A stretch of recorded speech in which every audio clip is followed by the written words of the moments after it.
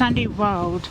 Firstly, before we go further, I just want to know, since you are the only candidate who made it for the presidency, how do you feel? How confident are you? Look, it's many years of hard work. We've mobilized structures. The ANC is a democratic organization.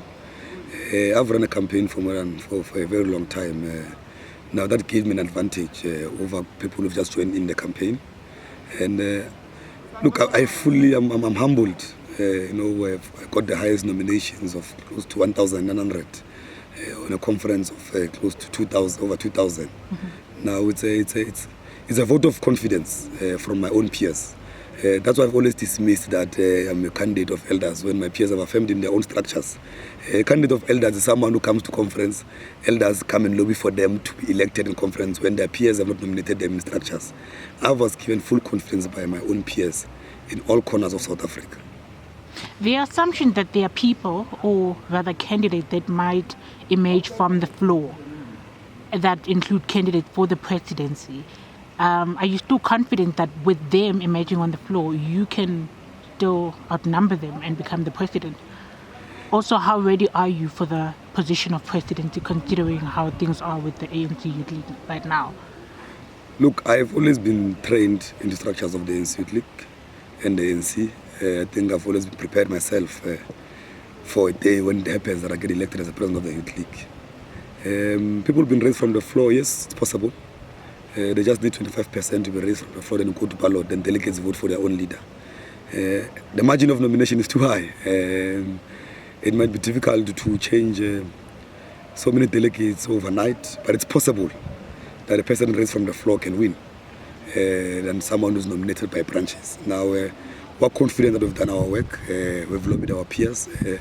Chances of winning are high, but also the chances that somebody from the floor can also emerge, because the ANC is a democratic organization. Take us to the state of readiness. I hear that other branches have not registered, particularly the Eastern Cape branch, which I believe is the biggest branch. What's causing the delay? I mean, through your adversary, it says that the conference is set to commence on the 29th of June, which was yesterday, and it would conclude on the 2nd, which is on Sunday. Do you think that you guys are going to be able to conclude this conference on time? And what's causing the delay? Look, let me start by the conference. The conference was supposed to start today on the 30th. On the 29th was the registration day for pre-audit. People come and collect their tax. What has delayed us is that in some provinces, like the big provinces, Eastern Cape and KZN, they did not do pre-audits. Now we had to do everything at once on one day. Now those provinces that have done pre-audits, they just arrived at UNISA, collected their tax and went to their hotel rooms. Now Eastern Cape and KZN, these are big provinces. Now you dealing with the pre-registration is a lot of work, because you must register the names on the system, move them to the next place where they take photos, then print them out, and then they go for collection. Now, that process can take you a lot of hours. It's not something that you can do it within a short space of time. Now, that has delayed us. I think we were not too organized for the big provinces. And it's a learning experience. We've not had a conference of the Youth League in a long time. And we're doing it in 3 months. We've done a lot, But there are weaknesses and challenges. And part of the challenges that we had is that we were not too organized to deal with big provinces. And that affected us. Our staff capacity was too little. You know very well that the Youth League is going through financial problems.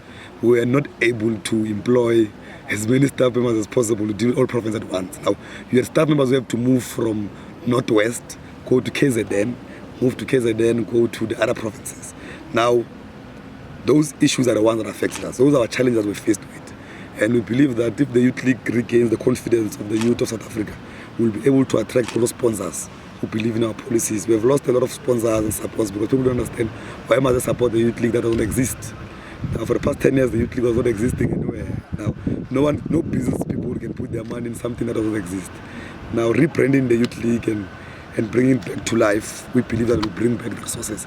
We're convening this conference under difficult conditions. I'm sure even post this conference will have a lot of debts that we must fundraise and settle. That is where we are.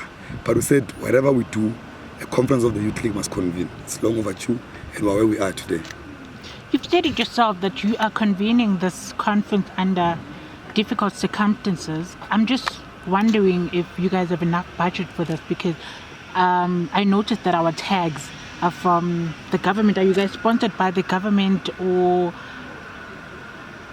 usually when we go to conferences there are those big tags with the name and the media and stuff like that, but I realized when we got to the gate that they say every day when we come we're going to get these blue tags, but actually they've got a government logo here.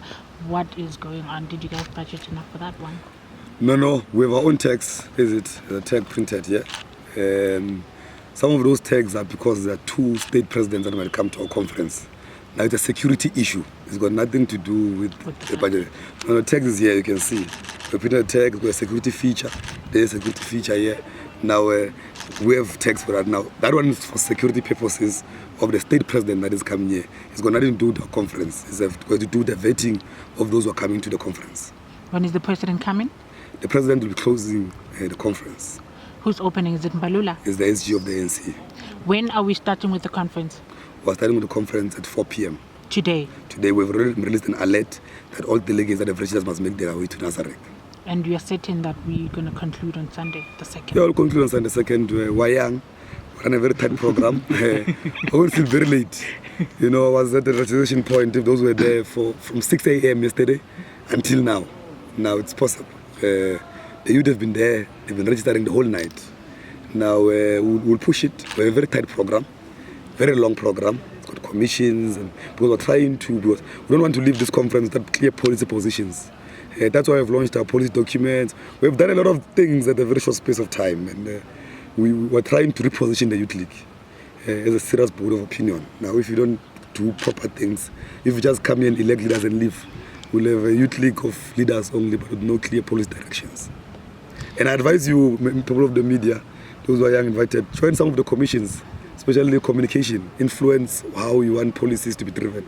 Because we're a Youth League of the ruling party, that's what you can't avoid. Now, a lot of our policies that we influence ultimately becomes policy of the state. Thank you so much.